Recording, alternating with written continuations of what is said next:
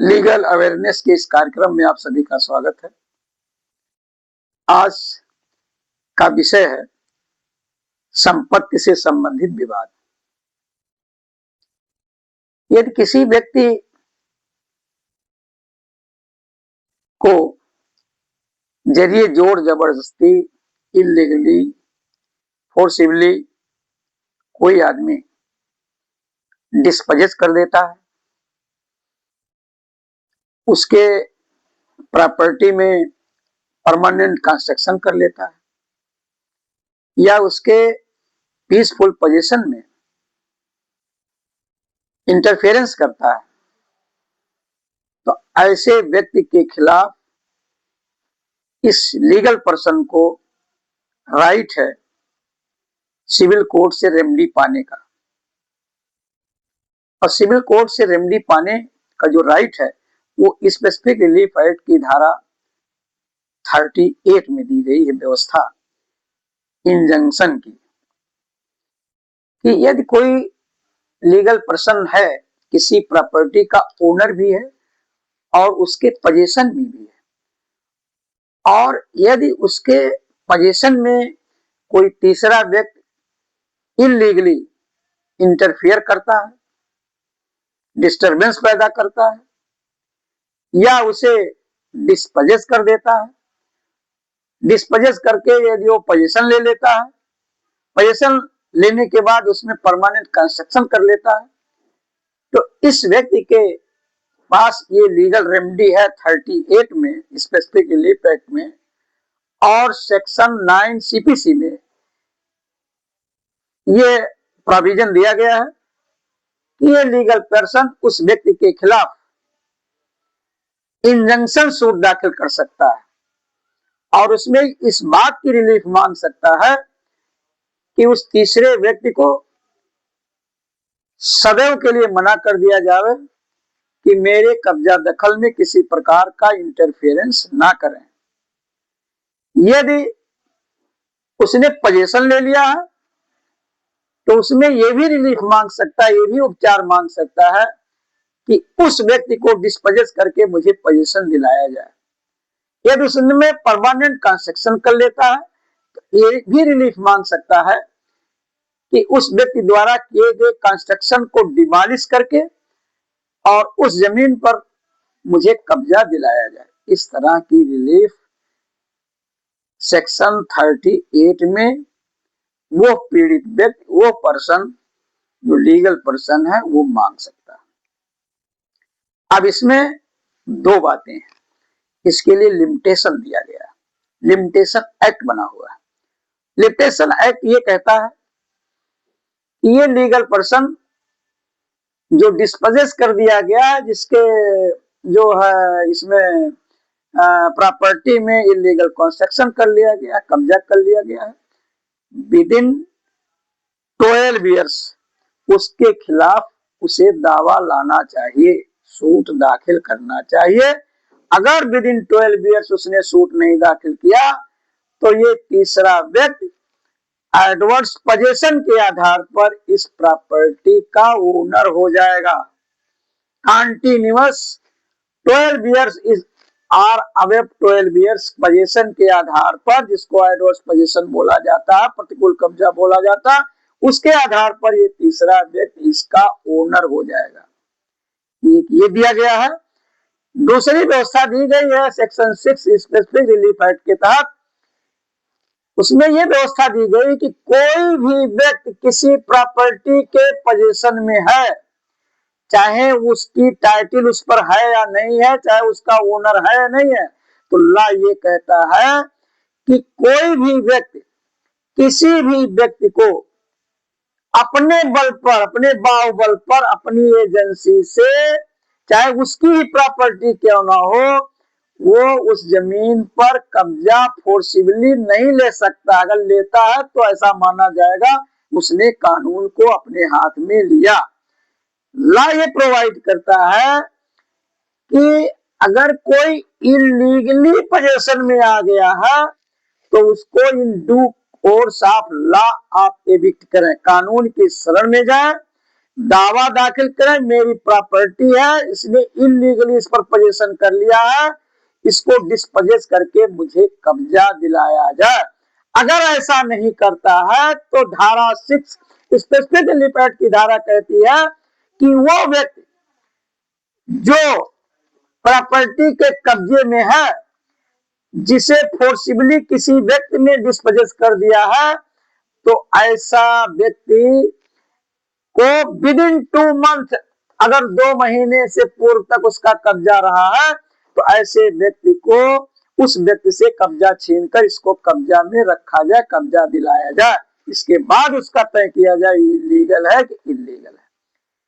और इसकी मियाद केवल 6 मंथ दी गई है कि अगर कोई व्यक्ति इलीगली डिस्पोजेस किया गया विद इन 6 मंथ वो सूट लाएगा। अगर 6 मंथ से अबव हो गया तो धारा 6 में सूट नहीं ला सकता। ये लिमिटेशन दिया गया है। अब हम आते हैं इस पर कि सपोज कीजिए कोई आदमी बार बार धमकी दे रहा है कि हम कब्जा कर लेंगे, और आदमी सिविल कोर्ट में गया, सिविल सूट दाखिल किया और सिविल कोर्ट ने उस पर एक्शन लिया, उसके दावा को इंटरटेन किया। सपोज कीजिए उसके दावा को इंटरटेन किया। अब देखिए इसमें कठिनाई क्या है। कठिनाई यह है कि जो सरकारी, अब हम इस पर चल रहे हैं, ये तो लिटिगेंट्स के लिए हमने बताया कि अवेयरनेस इन लिटिगेंट्स ये कानून बना हुआ है, और कानून काफी लिटिगेंट्स जानते भी हैं। दौड़कर भी परेशानी आती है, दौड़कर कचहरी में आते हैं, अधिवक्ता से मिलते हैं, मुकदमा दाखिल करते हैं। अब हम ले चल रहे हैं इस पर कि अवेयरनेस इन गवर्नमेंट की जो बात आई वो इस बात पर ले चल रहे हैं कि सवाल आता है स्टे का, कि अगर कोई आदमी फोर्सिबली किसी को डिस्पोजेस करने की धमकी देता है और इस लीगल पर्सन के अंदर ये एप्रीहेंशन है, ये आशंका है कि मुझे उस व्यक्ति द्वारा डिस्पोजेस कर दिया जाएगा, तो वह व्यक्ति दौड़ता है कोर्ट की तरफ स्टे के लिए कि स्टे मिल जाए ताकि वह व्यक्ति इलीगली मुझे डिस्पोजेस ना कर पाए। अब स्टे की सिचुएशन क्या है ये हम बताते हैं। लीगल सिचुएशन क्या है? लीगल सिचुएशन ये है कि पुलिस विभाग हर ऑर्डर का कंप्लायंस पुलिस विभाग करती है। कोई भी कहीं से कोई स्टे जारी हो तो स्टे का कंप्लायंस पुलिस करती है। अगर पुलिस शिथिल हो गई तो स्टे मीनिंगलेस हो जाता है। अब स्टे की सिचुएशन ये है, जो लीगल सिचुएशन है वो ये सिचुएशन है स्टे की कि हमारी कोर्टें बार बार ये कहती हैं और लॉ यही कहता है कि जमीन के मामले में पुलिस को कोई हस्तक्षेप करने का पावर नहीं है। सुओ मोटो पुलिस को कोई हस्तक्षेप का पावर नहीं है। केवल कानून व्यवस्था, लॉ एंड ऑर्डर को मेंटेन करने तक ही एक्शन लेने का पावर है पुलिस को। इसके अलावा जमीन से संबंधित कोई पावर नहीं है किसी को कब्जा दिलाने, किसी का कब्जा हटाने का, ऐसा कोई पावर नहीं है, या किसी को कब्जा ना करने से रोकने का पुलिस को पावर नहीं है। अब कहानी खत्म हो गई। उस पीड़ित व्यक्ति के लिए जो लीगल पर्सन है, जो उसके सामने पीड़ा आ गई कि अमुक व्यक्ति कब्जा कर लेगा, उस पीड़ा हरण के लिए पुलिस का पावर खत्म, पुलिस पावर नहीं है। अब आइए राजस्व विभाग बचता है।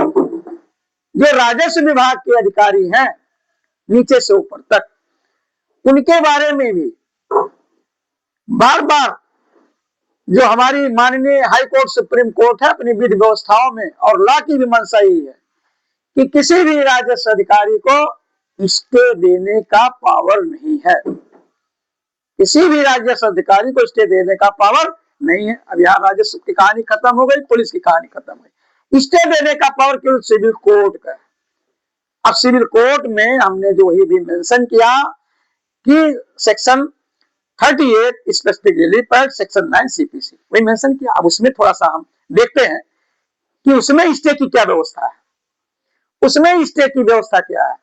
ऑर्डर 39 रूल 1 एंड 2 में सीपीसी के ऑर्डर 39 रूल 1 और रूल 2 में व्यवस्था दी गई स्टे की। स्टे की व्यवस्था ये दी गई है कि सिविल कोर्ट इंटरिम इंजंक्शन, मान लीजिए उसने सेक्शन 38 के तहत सूट दाखिल कर दिया, तो उस सूट के तहत इंटरिम इंजंक्शन का मतलब था फैसला मुकदमा, दौरान मुकदमा, यह है ऑर्डर पाने के लिए व्यवस्था दी गई है। ऑर्डर 39 रूल 1 एंड 2 में व्यवस्था ये दी गई है कि ये जो लॉ पर्सन है, ये जो रेमडी सीख करने गया है, इसको 3 शर्तें पूरी करनी होगी तब स्टे मिलेगा। कौन कौन सी शर्तें। पहली शर्त है कि प्राइमा फेसी केस होना चाहिए। प्राइमा फेसी केस का मतलब कि ये प्रथम दृष्टया इस प्रॉपर्टी का ओनर हो और इसके पोजीशन में हो, इसका प्राइमा फेसी वो एविडेंस दे। दूसरा, एप्रीहेंशन हो कि हाँ इसे डिस्पोजेस कर दिया जाएगा। तीसरा, अगर इसको स्टे नहीं दिया गया तो इर्रिपेबल लॉस होगा। अगर ये तीसरा आदमी इसको बेदखल कर दिया या कब्जा ले लिया, इर्रिपेबल लॉस होगा। तीसरा, बैलेंस ऑफ कन्वीनियंस देखा जाएगा कि स्टे ना देने में या स्टे देने में कौन ज्यादा न्यायिक है, कौन ज्यादा जुडिशियल। ये 3 पॉइंट देगा तब जा करके उसको स्टे मिलेगा कि फला व्यक्ति को मना किया जाता है कि इनके शानपुर कब्जा दखल में हस्तक्षेप न करें। अगर ये तीनों पॉइंट में कोई कमी है तो वो स्टे नहीं पाएगा, स्टे उसके पक्ष में नहीं होगा। ये जानकारी हमने दिया लिटिगेंट्स के लिए। अब थोड़ा सा हम देते हैं अवेयरनेस इन गवर्नमेंट। और अवेयरनेस इन गवर्नमेंट में हम इस तरफ लेकर जा रहे हैं कि पीड़ित के लिए तो लिमिटेशन दे दिया कि अपनी पीड़ा का इजहार, अपना रोना धोना आप विद इन 6 मंथ लाएंगे, विद इन 12 ईयर्स लाएंगे। लेकिन गवर्नमेंट ने ये व्यवस्था नहीं दिया कि अपनी पीड़ा लेकर के ये जब कोर्ट में जाएगा, इंजंक्शन सूट दाखिल करेगा, तो हमारे बार और बेंच के लोग, हमारी न्यायपालिका कितने साल में इस पीड़ा हरण का ऑर्डर करेगी कि इनके प्रॉपर्टी में कोई इंटरफेरेंस ना करें, इन्हें इलीगली डिस्पोजेस ना करें। ये ऑर्डर देने में 100 साल लगेंगे कि 150 साल लगेंगे, इसका लिमिटेशन नहीं दिया गया। ये लिमिटेशन दिए जाने की जरूरत है। ये है लीगल अवेयरनेस इन गवर्नमेंट कि गवर्नमेंट पीड़ित का रोना भी बंद कर रही है। 12 साल के बाद आंसू नहीं बहाएंगे, मेरी प्रॉपर्टी चली गई, मेरी प्रॉपर्टी ले लिया, मेरी प्रॉपर्टी में इलीगल कंस्ट्रक्शन हो गया। 12 साल बाद इसको रोने से भी रोका जा रहा, रोगे नहीं, और उसी लीगल पर्सन को राइट दे दिया कि एडवर्स पोजीशन से उसका राइट हो जाएगा। तो लीगल अवेयरनेस इस बात के लिए है गवर्नमेंट के लिए कि एडवर्स पोजीशन का कानून तत्काल प्रभाव से समाप्त किया जाए और कचहरियों में हमारे जो लिटिगेंट्स है वो कहने की स्थिति में हो, बार के लोगों से, बेंच के लोगों से साहब बताए कि इस तरह का ऑर्डर मिलने में कितना रुपया लगेगा, कै साल में मिलेगा, इसकी हमको टाइम बता दीजिए। अगर टाइम बताया जाए, टाइम पूछना लिटिगेंट शुरू कर दे और टाइम बताया जाए, तब बात समझ में आएगी कि ये जो कानून बना है कितना सार्थक है और कितना निरर्थक है। ये बताए जाने की जरूरत है लीगल अवेयरनेस इन गवर्नमेंट के लिए। और legal awareness in bench and bar इस बात के लिए है कि न्यायालय का भी कर्तव्य है और ये बार के लोगों का भी कर्तव्य है कि लिटिगेंट्स को बताएं कि आपके पीड़ा हरण का हम अंतिम आदेश, अंतिम निर्णय आपके हाथ में कर देंगे। क्योंकि इसकी जो व्यवहारिक कठिनाइयां हैं, वो व्यवहारिक कठिनाइयां ये है, सबसे बड़ी कठिनाई ये है कि कोई लिमिटेशन नहीं है कि लड़का बाप मुकदमा करेगा, लड़का लड़ेगा, लड़के के बात कोई एक निर्णय आएगा कि नहीं आएगा इसकी कोई गारंटी नहीं है। और व्यवहारिक कठिनाई यह है कि 25 साल बाद अगर किसी तरह से सबसे छोटी अदालत, सबसे निचली अदालत कोई निर्णय देती है तो उस निर्णय के खिलाफ ऊपरी अदालत में अपील हो जाती है, वहां 10-20 साल चलता है, फिर वहां से रिमांड हो जाता है। रिमांड का मतलब निचली अदालत का निर्णय गलत है, वो निर्णय से डिसाइड करके केस को रिमांड किया जाता है। वो निर्णय त्रुटिपूर्ण पाया गया, 10 साल बाद ऊपरी अदालत द्वारा बताया गया कि निर्णय आपका त्रुटिपूर्ण है। तो इस तरह का जो कानून है, इस तरह की जो व्यवस्था है, ये लिटिगेंट्स को मरने भर को है, मर जाने भर को है। और फिर निर्णय जाता है, सीढ़ी बनी हुई है ऊपरी अदालत, हाई कोर्ट, सुप्रीम कोर्ट तक। इसके बावजूद थोड़ी देर के लिए हम कल्पना कर लेंगे कि ऐसा संभव नहीं है, थोड़ी देर के लिए कल्पना कर ले कि सुप्रीम कोर्ट से इस पीड़ित को आर्डर मिल गया कि इसके प्रॉपर्टी में, इसके पोजीशन में कोई हस्तक्षेप न करे, मिल भी गया तो उसके लिए भी उसे निर्णय दिखा करके नहीं मिल जाएगा पोजीशन, उसके लिए भी सीपीसी में बृहद व्यवस्था दी गई है। ऑर्डर 21 में सैकड़ों रूल्स है और उस रूल्स के तहत नतीजा ये होता है कि अगर 50 साल निर्णय लेने में लगा तो 100 साल लग जाएगा उस निर्णय का निष्पादन कराने में, और जब तक निष्पादन नहीं होगा तब तक इस ऑर्डर का कोई मायने मतलब नहीं है। इसलिए ये कार्यक्रम हमने इसीलिए लगाया कि legal awareness, bar and bench भी होना चाहिए। बार के सबसे पहले लिटिगेंट्स अधिवक्ता के पास जाता है तो क्या अधिवक्ता बताने की स्थिति में है कि हम आपके पीड़ा का हरण कितने साल में करवा देंगे? क्या न्यायपालिका बताने की स्थिति में है कि मेरे पास आप आए हैं सूट लेकर के तो इतने दिनों में हम आपको न्याय प्रदान कर देंगे? नहीं है। तो इसीलिए हम एक कार्यक्रम चला रहे हैं कि कानून में भी मूलभूत परिवर्तन करने की जरूरत है, और इस कानून के इम्प्लीमेंटेशन में जितने लोग लगे हैं इन लोगों को भी कुछ अपनी जिम्मेदारी समझने की जरूरत है। इसी के साथ इस कार्यक्रम का समापन करते हैं। जय हिंद, जय भारत।